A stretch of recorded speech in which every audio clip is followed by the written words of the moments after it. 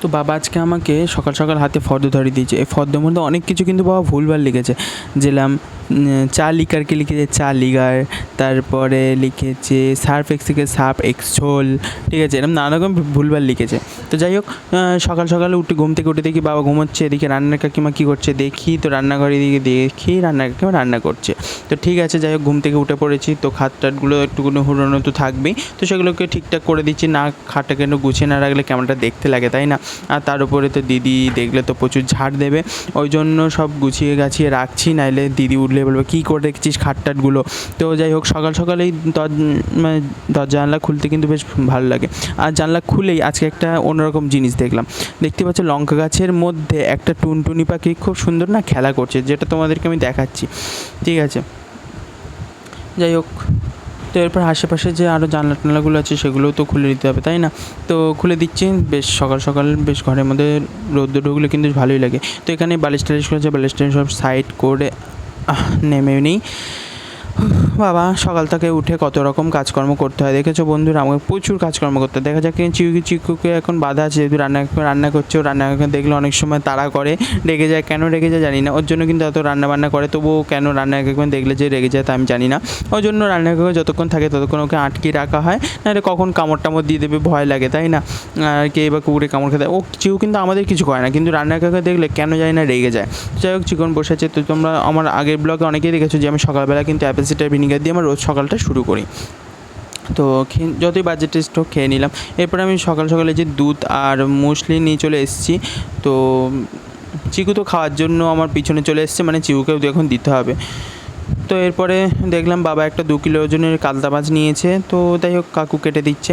তো যেটা বলছিলাম, এই যে বাবা আমাকে সকাল সকাল হাতে ফর্দ ধরিয়ে দিয়েছে, ঠিক আছে, মাসের কটা মাল আনতে হবে, তাই তো এখান থেকে নারকেল তেল, সার্ফ এক্সেল, সার্ফ এক্সোল, 5 ফোড়নটা ঠিক আছে, 5 ফোড়নকে 5 মোড়ন লিখেছে, ঠিক আছে, আর চা লিকারকে চা লিগার, এত কিছু ভুলভাল লিখেছে বাবা। তো যাই হোক, বয়স হয়েছে তো কী করা যাবে, বাবার বয়স হয়ে গেছে, ভুলভাল লিখতে হবে। তারপর সকাল সকাল চলে গেছি মিষ্টির দোকানে, কিছু বাড়িতে মিষ্টি আনার দরকার ছিল, ওই জন্য মিষ্টি আনতে চলে গেছি। আমি মিষ্টিটা নিয়ে এবারে দেখতে পাচ্ছ বাইরে কিন্তু বেশ রোদ, ঠিক আছে, বেশ রোদ পড়েছে। যাই হোক, মিষ্টিটাকে এখানে আটকে নিলাম, আটকে নিয়ে এখন এই রোদের মধ্যেই বাড়ি যেতে হবে। আর এনার্জি তো টোটাল নেই, তবুও কী করবো, বাড়ি তো যেতেই হবে। তো দেখা যাক, বাড়ি যাই। হ্যাঁ, স্টার্ট অন করে বাড়ি যাই। সামনে আবার বাম্পার, অনেক কষ্ট করে গাড়িটাকে ঘুরিয়ে বাড়ি যাচ্ছি। বাড়ি এসে দেখি দিদি স্নান টান হয়ে গিয়েছে, গোপালদেরকে খাওয়াচ্ছে। দেখতে পাচ্ছ দুপুরবেলা আজকে দিদি রান্না করেছিল গোপালদের জন্য, তো এখন খাইয়ে দিচ্ছে। পনিরের তরকারি করেছিল, ওটা দিয়েই দিদি আজকে খাইয়ে দিচ্ছে গোপালদের। তো ওখান থেকে চিকু, দেখো চিকুর আমি রিয়াকশানটা তোমাদেরকে দেখাবো। দেখো চিকু পিছন দিকে তো এদের খাবারগুলো খাওয়ার জন্য হামলাচ্ছে, ওখান থেকে ডাকছে, মানে চিকুকে খেতে দিতে হবে। চিকু তো ওদের বাসায় বসে থাকে। তারপরে দুপুরবেলা একটু শুতে পারিনি, একটা পার্সেল এসে হাজির, ঠিক আছে, ফ্লিপকার্ট থেকে একটা পার্সেল এসেছে। কী পার্সেল এসেছে এখন দেখা যাক। তো যাই হোক, ও আচ্ছা, এটা তো কর্নফ্লেক্স অর্ডার দিয়েছিলাম, হ্যাঁ তাই তো, কর্নফ্লেক্স অর্ডার দিয়েছে, ওটা চলে এসছে।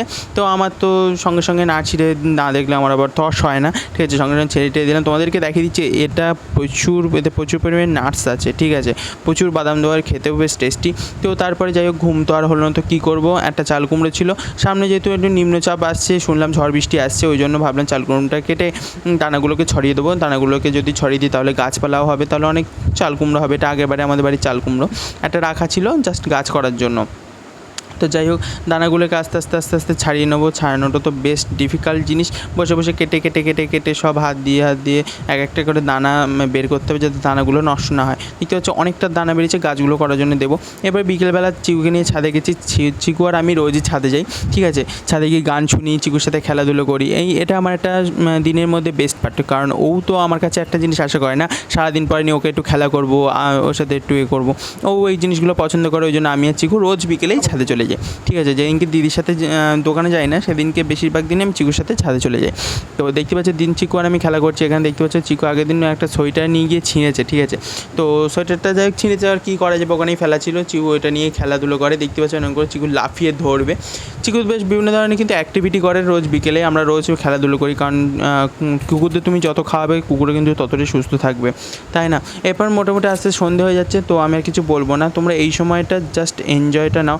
এত সুন্দর আওয়াজ চাইতে ঝিঁঝি পোকার, আর কি বলবো। এই চিকো চিকো চিকো চিকু চিকু চলে এসেছে, চিকু চলে এসেছে, চিকু চলে এসেছে। চিকু টাকা ফস ফস দা ফস, দাঁত দেখাতে হবে, দাঁত থেকে হি হি হি হি হি হি।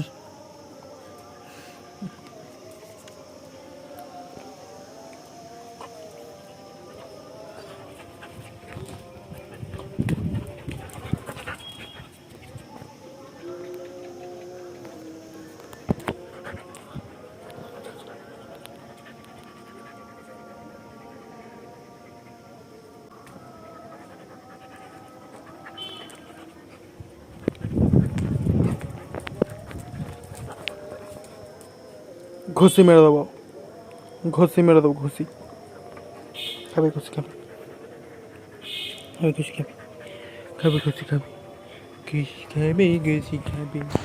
তো এরপর সবসময় দিদি রাত্রিবেলা আবার পরোটা আর আলুর দমও বানিয়েছিল। তো পরোটা আলুর দম আমি গোপালদেরকে খাইয়ে দেবো, এটা গোপালদের থালা বাটি। তো গোপালদেরকে এখন খাইয়ে দেবো, গোপালদের না খেয়ে আমরা কী করে খাই, তাই না? তো গোপালদের আগে আমরা যাই খাই বেশিরভাগ নিরামিষ সব কিছু গোপালদেরকে খাইয়ে তারপরে আমরা খাই, গবলু আর গোলুকে খাইয়ে তারপরে খাই, ঠিক আছে? তো এখানে রাত্রিবেলা দিদি পরোটা করেছে, পরোটাটা বেশ নরম হয়েছে, আলুর দমটা তো সেই খেতে হয়েছিলো, এত সুন্দর টেস্টি হয়েছিল, তার কি বলবো। গোপালদেরও তো খেয়ে মনে হয় মজা এসে গেছে, এত টেস্টি। তো যাই হোক বন্ধুরা, এই ছোটোখাটো ভিডিওটা ভালো লেগে থাকলে প্লিজ একটা লাইক, শেয়ার এবং কমেন্ট করে দাও। আসছি আরও একটা নিউ ব্লগ নিয়ে। Bye bye.